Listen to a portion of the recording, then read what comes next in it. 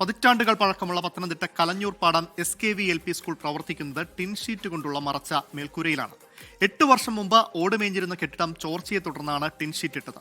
School കെട്ടിടങ്ങളിൽ ഇത്തരം വസ്തുക്കൾ ഉപയോഗിക്കരുതെന്ന നിർദ്ദേശം കാറ്റിൽ പറത്തിയായിരുന്നു സ്കൂളിന്റെ പ്രവർത്തനം. അടുത്ത അധ്യയന വർഷത്തിലേക്ക് പോകുമ്പോൾ സ്കൂളിന് ഫിറ്റ്നസ് കിട്ടുമോ എന്നുള്ള ആശങ്കയുണ്ട്. അടച്ചുറപ്പുള്ള ഒരു കോൺക്രീറ്റ് കെട്ടിടം നിർമ്മിച്ചു നൽകുമെന്നുള്ള ജനപ്രതിനിധികളുടെ വാഗ്ദാനവും വെള്ളത്തിൽ വരച്ച വര പോലെയായി. പത്തനംതിട്ടയിൽ നിന്ന് ഷിജോ കുര്യൻ തയ്യാറാക്കിയ റിപ്പോർട്ട് കാണാം. പാഠം 1 അപകടം.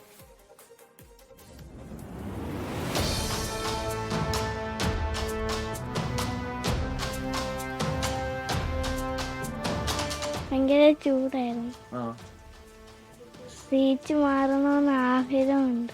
ഇവിടെ പുതിയ കെട്ടിടം വരണം, പിന്നെ സീറ്റൊക്കെ മാറണം, പിന്നെ ഇവിടെ കളിക്കാൻ പാർക്കൊക്കെ വേണം.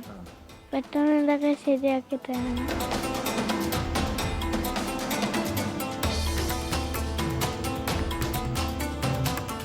സംസ്ഥാനത്തെ എല്ലാ സർക്കാർ വിദ്യാലയങ്ങളും സ്മാർട്ടാണ്, ഹൈടെക് ആണെന്നാണ് വിദ്യാഭ്യാസ വകുപ്പിന്റെ അവകാശവാദം. എന്നാൽ പത്തനംതിട്ട കലഞ്ഞൂർ പഞ്ചായത്തിന് കീഴിലെ പാടം SKV LP സ്കൂൾ ഹൈടെക്കുമല്ല, സ്മാർട്ടുമല്ല. അടിസ്ഥാന സൗകര്യങ്ങളില്ല, ഉറപ്പുള്ളൊരു കെട്ടിടമില്ല.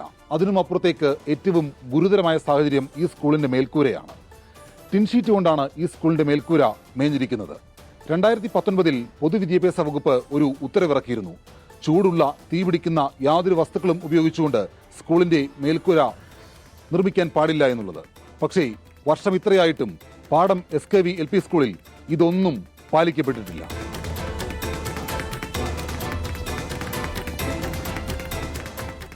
രണ്ടായിരത്തി 2019 ഗവൺമെൻറ്റിൻ്റെ ഉത്തരവ് പോലും പാലിക്കാതെയാണ് ഈ ടിൻ ഷീറ്റ് ഉപയോഗിച്ച് ഈ സ്കൂള് ഈ അവസ്ഥയിലേക്ക് നിൽക്കുന്നത്. കുട്ടികൾക്ക് വളരെ ബുദ്ധിമുട്ടാണ്. മഴ പെയ്താലെ കൊണ്ട് ഷീറ്റ് വെള്ളം വീഴുന്ന സൗണ്ട്, ചൂടായി കഴിഞ്ഞാൽ കൊണ്ട്, ഉണക്കായി കഴിഞ്ഞാൽ കൊണ്ട് വെയിലിൻ്റെ ചൂട് അതിനകത്തടിക്കുന്ന ഒരവസ്ഥ കുട്ടികൾക്ക് വളരെ ബുദ്ധിമുട്ടാണ്. പുതിയൊരു കെട്ടിടം നമുക്ക് ഈ പാടം സ്കൂളിന് ഇതുവരെ അനുവദിച്ചിട്ടില്ല. ഇപ്പോൾ ഈ 2024 ഇതിൻ്റെ നിർമ്മാണത്തിന് ഫണ്ട് അനുവദിച്ചത്.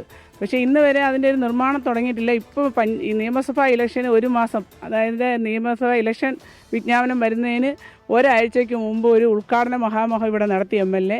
എന്നിട്ട് ഈ വെക്കേഷൻ കഴിഞ്ഞിട്ട് കുട്ടികളെ പുതിയ കെട്ടിടത്തിൽ ഇരുത്തി പഠിപ്പിക്കുക എന്നുള്ളൊരു വാഗ്ദാനവും കൊടുത്തിട്ടാണ് പോയത്. പക്ഷേ ഇന്ന് വരെ ഒരു ഉദ്ഘാടനം നടത്തിയതല്ലാതെ ഇതിനൊരു പണികൾ മുമ്പോട്ട് പോകാൻ ഒന്നും നടത്തിയിട്ടില്ല.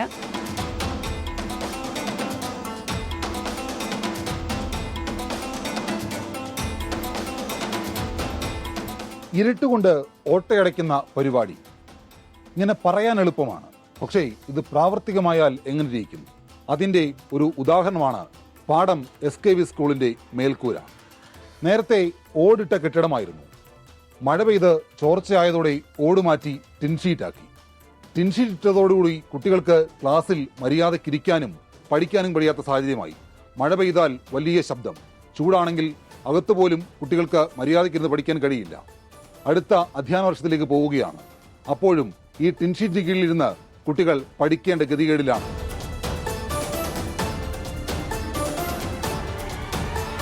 എൻ്റെ പൊന്ന് സാറൊന്ന് ശരിയാക്കിത്താ. ഞാനിപ്പോൾ 10ലാണ്. ഞാൻ പഠിച്ചിട്ട് 5 വർഷമായി. ഇതൊന്ന് ശരിയാക്കിയിരുന്നെങ്കിൽ ഒന്ന് നല്ലതായിരുന്നു. കുട്ടികൾക്കൊക്കെ പഠിക്കാനൊക്കെ ഭയങ്കര ചൂടാണ്. ഈ ഷീറ്റൊക്കെ ഒന്ന് റെഡിയാക്കി പുരോഗമിച്ചിരുന്നത് നല്ലതായിരുന്നു.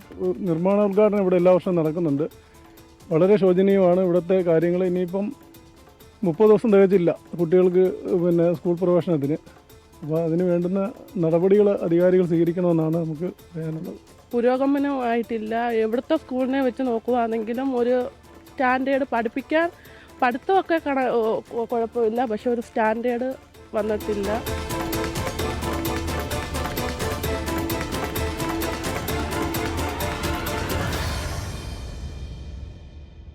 ഒരു സംവിധാനം മോശമാണെന്ന് ചൂണ്ടിക്കാണിക്കുകയല്ല.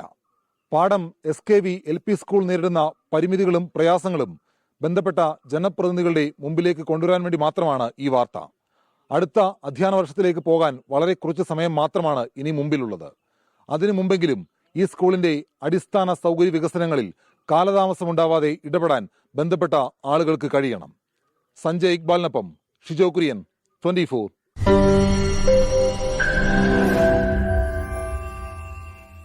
ലോകത്തെവിടെയായാലും ഏത് സമയത്തും 24 വാർത്തകളും ഓഗ്മെന്റഡ് റിയാലിറ്റി പാക്കേജുകളും എക്സ്പ്ലെയിനറുകളും വിശദമായി കാണാൻ ഞങ്ങളുടെ യൂട്യൂബ് ചാനൽ നിങ്ങൾക്ക് സബ്സ്ക്രൈബ് ചെയ്യാം.